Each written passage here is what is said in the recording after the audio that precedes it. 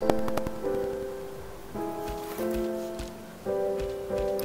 is up, guys? Mo here, and today I am bringing you a new video, not only a new video, but also a new series called Chill Calms with Mo, and Guy can also get in on that too, so it's not just a solo series. Anyway, guys, without further ado, I'm just going to explain the series to you guys. Basically, I'm going to put on some cool electro music in the background while I just ramble about an issue that I think needs to be brought to your attention, or needs to be, just a video that I sort of feel strongly about, sort of feel that I like to talk about for 10 minutes or so. You don't have to stay around for the whole video, it's just something to put on while you're studying or gaming or whatever. Alright, now without further ado, let me just set the topic for this video.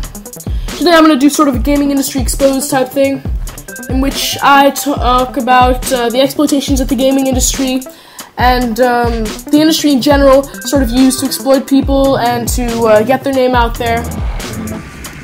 Alright, the gameplay that I have in the background now is Zombie Army Trilogy. I recently picked that game up. Tell me if you want me to record that, put it on the channel or not, some live comms or whatever. Anyway, without further ado, let's get into the issue. Now, this has been getting a lot of love on the internet for a while, this issue, I guess. I don't know what you could call it, but a lot of videos have been made on YouTube of it, and I thought it was really interesting, and I've been wanting to make the video for a while. And to tell you the truth, I've had a lot of commentary outtakes that weren't so great. So, first I'd like to talk about the Destiny Taken King sort of scandal, in which people are proclaiming that Activision charged too much money for the game at first. I think this was to really get Destiny's name out there. I mean, I don't want to get all conspiracy on you guys, but I genuinely think that this could be a strategy that Activision uses, because they did ultimately lower the price after there was a lot of outrage on it on the internet.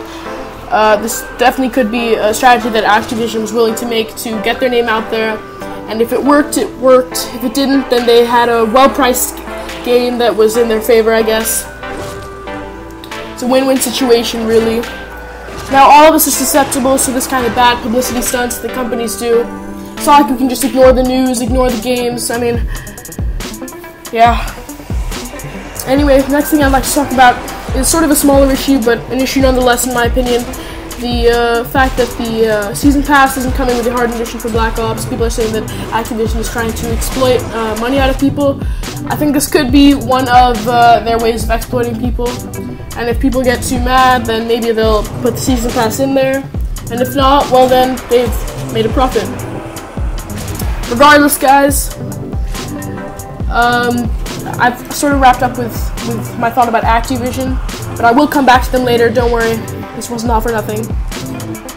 Anyway, my second part of the video, which is a little bit more serious, not really though, is about how lots of people in the gaming industry and in the industry in general just try to use bad publicity stunts so that they could promote whatever they're selling, promote whatever they're buying, I guess.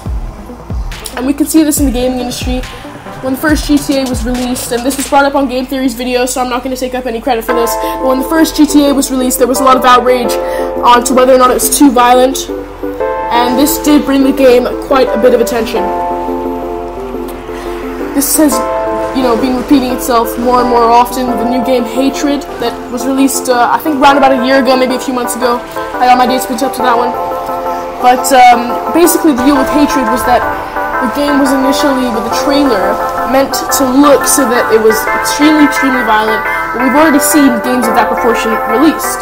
So, my theory around this is that since it got the game a lot of coverage over the course of this scandal of whether or not it was too violent, my theory is that the game company purposely did this to get the game out there, and at the end of the day, it did really impact sales. Where everyone was playing Hatred on release because of this, a lot of big YouTubers were, and it really did get the game out there. A game that should have just flew by without picking up on anyone's radars. It wasn't really revolutionary in any single sense. It was just a little bit of a convoluted storyline, if I may say so myself. Regardless, it did get a lot of attention because of this so-called too violent. I mean, every Call of Duty comes out every year, we shoot people, and still a black and white Hatred game, ended up being accused of this. Not saying that Call of Duty hasn't had its fair share of accusations over the years. I'm not saying this happens in the gaming industry only. We are all susceptible to it.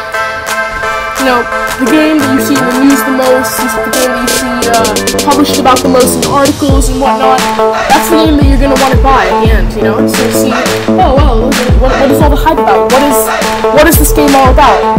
And this isn't just in gaming, this is for everything. Lots of artists and even political candidates use this strategy to try and hear more on the news, get into people's heads more and more often. Anyway guys, this is my thought on this. This was the Shieldcom series with me. Hope you enjoyed it. Tell me if you liked it. Smack that like button if you liked it. And please go down in the comments below. Tell me what you want, what you don't want. If you don't like the series, I will stop it. And so on and so forth. So, thank you for watching the video, and I'm out.